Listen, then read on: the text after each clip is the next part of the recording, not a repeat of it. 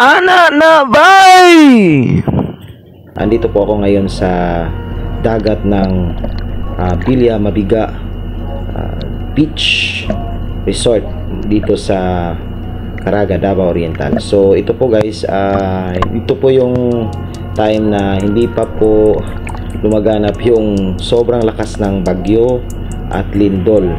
So ayan po, nakikita natin yung mga isda na lumalangoy-langoy. Tapos kukonti lang sila guys, hindi sila ganun karami din. Yun na pala yung sign pala nun na may paparating na unos tsaka yung malakas na lindol at bagyo. Ayan po guys, tinututukan natin yung takbo-takbo nila na palangoy-langoy dyan na mga eksena na hindi natin mahabol-habol kasi sobrang sa kanila talaga yung lugar ng sa ilalim ng dagat. Tapos tumira tayo dyan, so wala tayong kasi ang liksi nila. Tapos iba talaga yung day dive kasi nakikita ka ng isda guys, so kailangan may mga technique ka dyan na gagawin.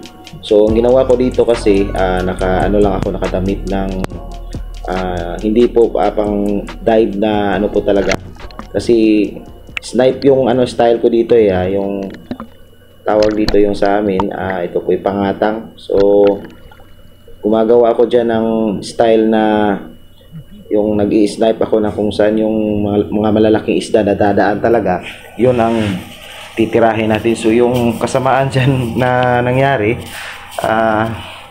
singlaki lang ng mas malaki pa yung palad ko kumpara dun sa mga isda dyan na lumalangoy dyan sa ilalim. So yan po, engage po natin yan kasi sumabit pa yung natin ng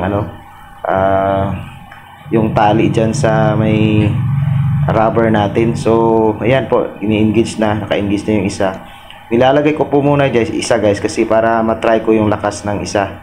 So yun kanina isa, yung tingin ngayon dalawa na. So ayan at po, humahanap din ako ng malalaki talaga na dumaan dyan. So yung nakikita natin dyan ng mga maiitim, yan po yung sigalog yung tawag dito sila, isda to, sigalog. So yan po, yun ang pinaka mahirap talaga pag day dive. Hindi mo sila kaya talagang asintahin na yung tingnan mo, nakikita nyo yung dalawang itim na mas malaki pa yung palad ko guys. So yan po, mahanap pa talaga ako dyan ng sa sobrang gigil ko na. Pinuntahan ko yung mga lungga nila na pinagtataguan. So all of the sudden wala talaga guys, sobrang maliksi sila pag araw. Bihira lang talaga yung isda na standby lang dyan sa mga coral.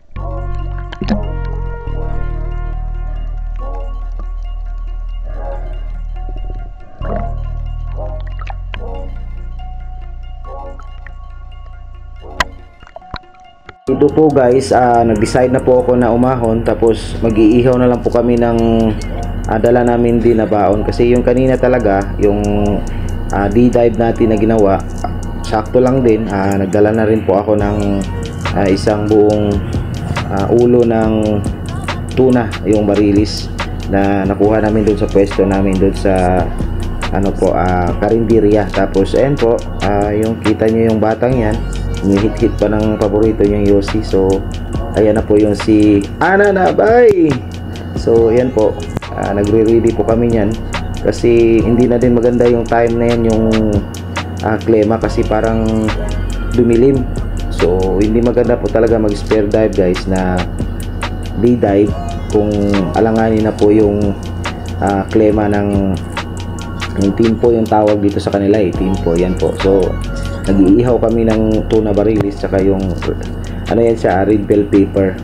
So ayan po, at inahanda pa namin yung namin at pananghalian. So saktong-sakto talaga na medyo gutom na tayo dyan. So may din tayo guys, maskara ng baboy. So lang kasi tabi na lang po sa hindi kumakain ng yung tinatawag natin sa mga kaibigan natin ng mga Islam, ito po tinatawag na haram. Then ayan po, yung mga kasamahan natin dyan, lakad-lakad kasi nagugutom na daw sila. So andito na po, naka-ready na po tayo para sa ating budol fight na kakainin ngayong tanghali. So ayan po, nire-ready ng ating tropang sakalam dyan para para sa lahat talaga. So kita nyo naman po guys, dumilim talaga yung langit na hindi na maganda yung klima. Kasi hirap talaga guys pag magdi-dive ka, ikaw lang mag-isa. Kasi ikaw pa yung hahawak ng camera. Kung may huli ka, ikaw rin yung kukuha. So, ayan po. So, nagre-ready na kami dyan para magdasal. Then, pagkatapos nyan, tapos ng dasalan, ayan na po, kakain po tayo. Tapos, magsisimula na po tayo ng bye! Kain-kain tayo dyan kasi nagugutom na po yung mga tropa natin na sa mahihilig po na sa mga ganitong mga content po ha. So, please na lang din po na paki-subscribe and likes na lang po din and share sa ating FB page at saka sa ating YouTube channel. So ayan po, tapos na pong nagdasal si Yor. So kumain na kami dyan kasi parang gutom na talaga eh. At ang hali na yan. Tapos biglang nagano yung iba yung tiyempo. Ana na, bye!